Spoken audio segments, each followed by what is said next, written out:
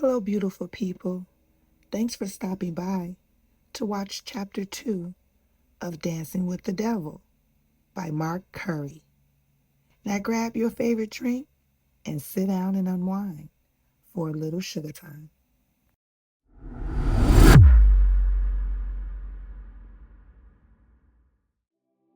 The whole city was buzzing about the shooting after it made the nightly news. Jason and Wolf kept low profiles while police continued interviewing witnesses, several of whom mistakenly identified Wolf as the shooter. Adding fuel to the fire, someone started a rumor that Wolf was Puff's cousin. In the meantime, Puff returned to New York and Suge retreated to Los Angeles. Suge had a reputation for getting on a soapbox and preaching about the unbreakable bond between Bloods, but his actions suggested that it was nothing more than talk. On one occasion, when V was at Grady Memorial Hospital visiting Jake, a nurse asked him why no one else seemed concerned. No visits, no get well cards or flowers, no phone calls, no nothing. V was surprised. Then he noticed that the only flowers in Jake's room were the ones that he and Nicole brought. With so many Bloods rumored to be living in Atlanta, you would think that Suge would have ordered or paid someone to visit Jake daily, or at least check on him every once in a while. No one did. As Jake's life hung in the balance in Atlanta, a young black man from Los Angeles claiming to represent Death Row contacted Mark Bell, one of Puff's longtime friends who handled promotional work for Bad Boy Entertainment. The caller said that Bell would get a lucrative contract promoting Death Row artists if he played his cards right. "What do you mean?" Bell asked. The caller told Bell to jot down the home address for Janice Combs, Puff's mother, on a piece of paper and fold it. Then, the caller said, Bell should go outside of the office building where he worked and pretend to take a cigarette break or something. After a few minutes, he said, Bell should drop the folded piece of paper on the ground and then return to his office. Bell had known Janice Combs since he was in junior high school. She was like an aunt, so he wasn't about to entertain the offer. But rather than reject the proposition outright and possibly face the well-known wrath of Suge Knight, Bell told the caller that he had no idea where either Puff or Janice Combs lived. He hung up, hoping that would be the end of the matter. A week or so after Jake was hospitalized, V came to Platinum House looking like a damn zombie. I thought he was sick, so I asked him if he felt okay. "Nah, man," he said while staring into his drink. "I just came back from the hospital. That brother ain't gonna make it." "For real?" I asked, somewhat in disbelief. My mind drifted back to the night of the shooting as V began to answer. "Yeah, you can see it in his eyes. It's like he's already dead. This sister, who's a nurse over there, told me that they're just waiting for orders to turn the machines off." "Damn, man. I'm sorry to hear that." V had done everything he could to save Jake's life that night. Although he had never met Jake before, and even considered him a possible enemy that fateful night, he felt sorry for him. A turn of events, and Jake could have been him or anyone else in that club, V said. Jake's like a million other young men trapped in America's ghetto. Could have turned his life around once he got out of prison.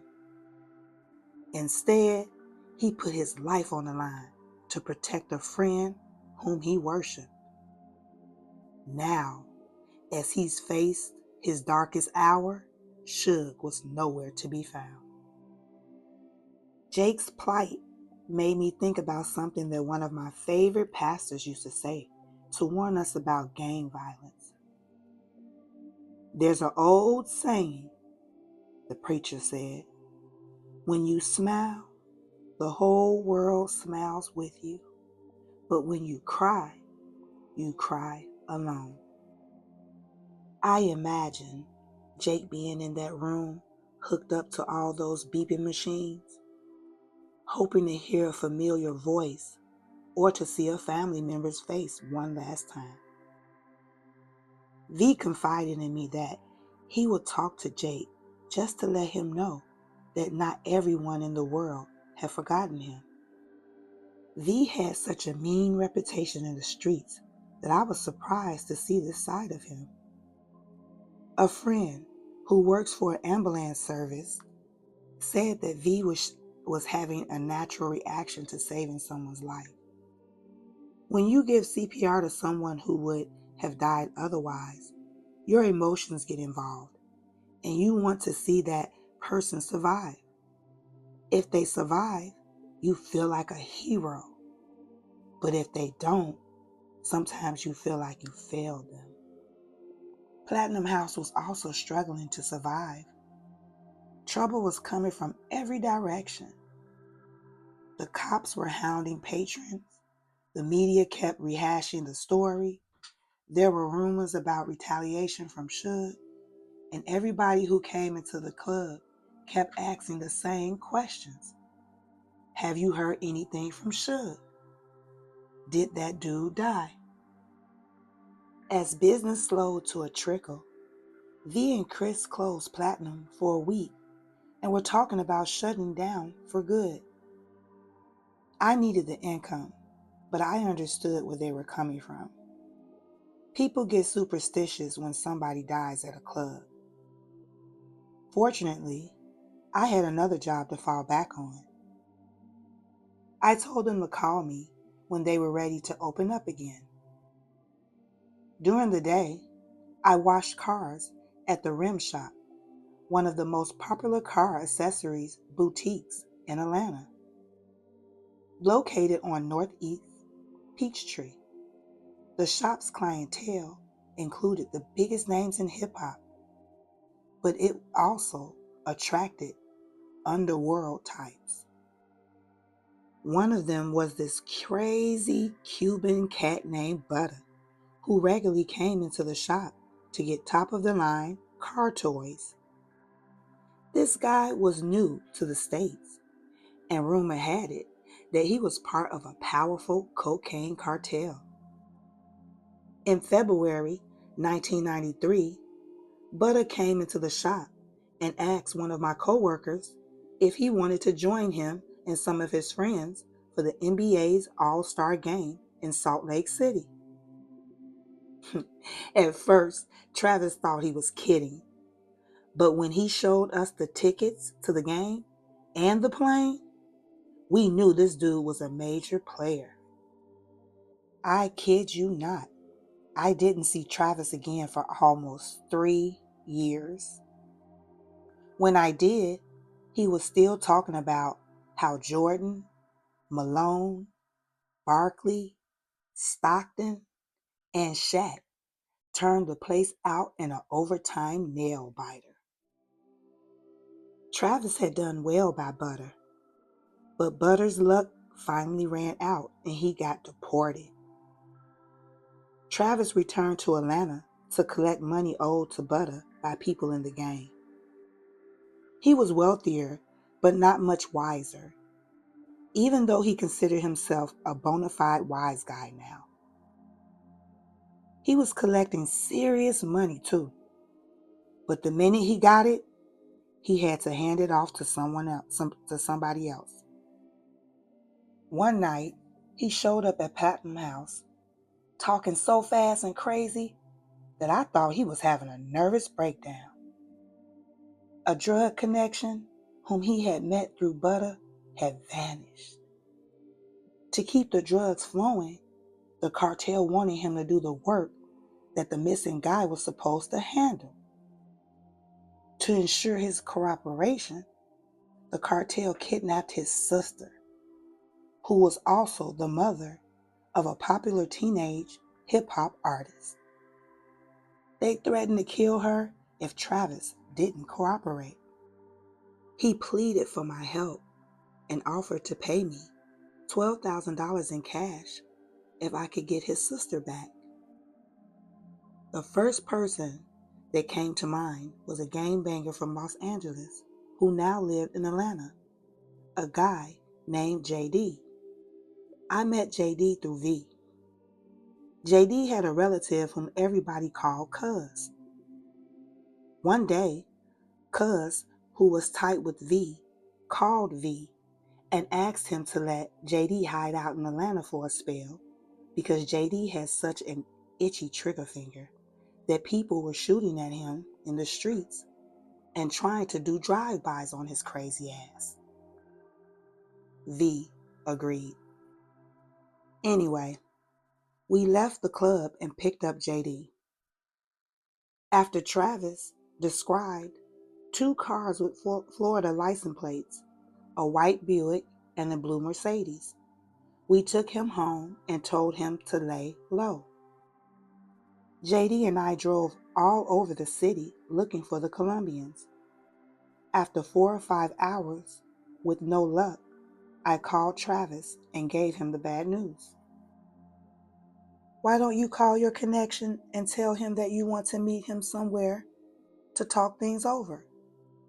I suggested. Tell him that you're willing to work for them if certain conditions are met. After we figured out what those conditions would be, Travis called the contact's beeper. Once the Colombian called him back from a payphone with the rendezvous point, JD and I headed straight there. The rendezvous point was a hotel on Riverdale Road in Forest Park. Sure enough, the 2 cars arrived about 5 minutes after we did. I called Travis back and told him to beat the Colombians again and say that he was having major transportation problems and that it would take him another hour to get a different car. They agreed. They parked the Mercedes in the parking lot of a busy shopping center and left in the Buick. Keeping our distance, we tailed them back to their hotel in nearby Jonesboro. We were sure that Travis' sister was inside. Watch out for me, JD said as he hopped out of the car and grabbed a 12-gauge shotgun from a hidden compartment in the back seat. God damn, Holmes, are you crazy? I yelled as my heart pounded against my chest. This fool was about to get both of us killed, either by the cops or by the vicious-ass Colombians. We ain't got no battle plan. We don't know who else in there with her or what they're carrying. We need to plan this shit right. JD reluctantly agreed. Let's go pick up my partner who lives over on Bankhead, I suggested. This is right up his alley. He loves this kind of shit.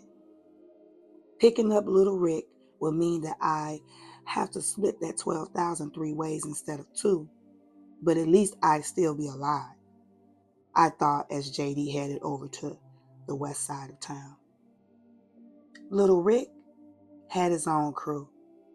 He borrowed a tow truck from a friend and then put a car on his bed. Inside the car were 5 of his friends armed to their teeth. The reward started to look less and less attractive now that our number had quadrupled. In our rush to organize, we naturally assumed that the Colombians would still be at the hotel when we returned. But the hour was nearly gone by the time we left the west side, so I called Travis once again and told him to beep his connection. Every time he beeped them, they would call back from a different payphone near their hotel. We parked the 2 trucks outside the hotel in Jonesboro and waited. After 5 minutes or so, the same 2 men whom we saw getting into the Buick earlier emerged from their room and walked toward their car in the parking lot. I sat back as the lookout man. All I had to do was blow the horn if I saw anything that threatened the plan. Once they were within a few feet of the Buick, JD jumped out and pointed the shotgun at the Colombians. "Get down! Get on the ground, motherfucker!" he barked as the 2 men obeyed.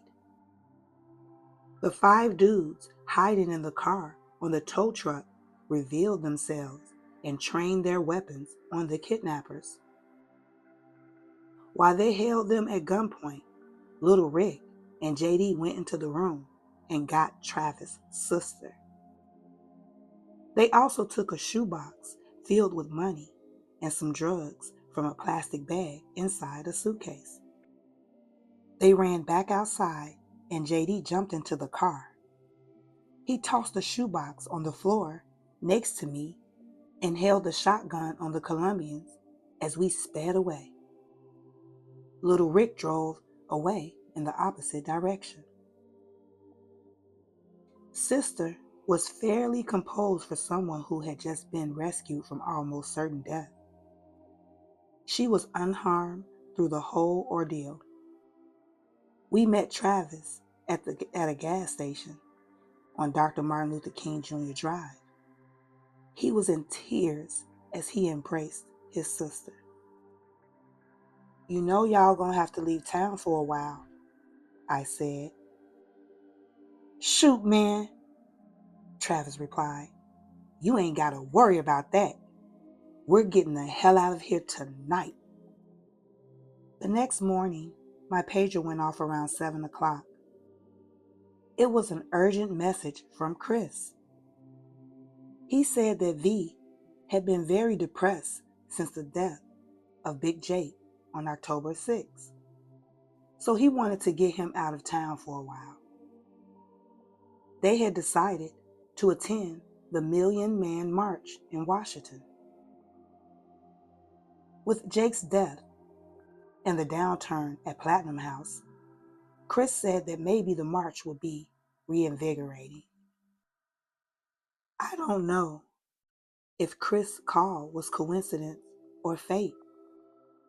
Whatever it was, the timing was impeccable.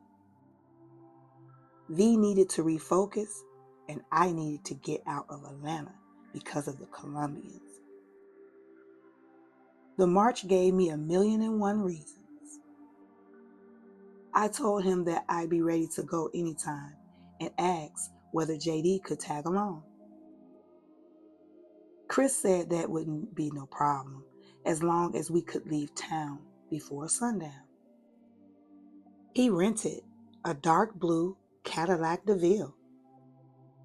I called JD, who said he had been praying for a way to attend the march. Chris pulled up at 10 o'clock, and the 4 of us were on the highway a few minutes later. The shoebox that JD took from the Colombians contained almost $55,000. After paying for the hotel rooms, expenses at the strip club, and giving Little Rick $10,000 to split with his crew, JD and I had about $40,000. We split the money and brought 2 small black bags to keep each of our shares in, and told Travis to keep the reward money. Though JD's bag was much fuller than mine, it didn't matter to me because it was all free money. It seems like everybody from Atlanta who visit Washington came back talking about all the high-class stores in Tyson's Corner, Virginia. So that was our first stop as we neared the nation's capital. Sure enough, there were stores there with every name and fashion that you could think of. Gianni Versace was hot in 1995, and JD was crazy about his stuff. He went into the Versace boutique and brought a dozen shirts, but only one suit. On October 16, 1995, African American men from across the nation gathered on the National Mall for the Million Man March to support unity, atonement, and brotherhood. When we arrived at the mall, most of the black men were in casual clothing. JD looked like he was headed to an exclusive party in Palm Beach. There were some disputes about the number of people there, but it sure felt like a million. Minister Louis Farrakhan, the Nation of Islam's leader, who spearheaded the march, was well respected amongst black men. But his decision to confine the march to men of color had angered many black women. Some black men did not particularly like the messenger, but it was impossible to argue with his message. It's time for us to clean up our lives and rebuild our communities, he said. I had never seen so many black people before in my life.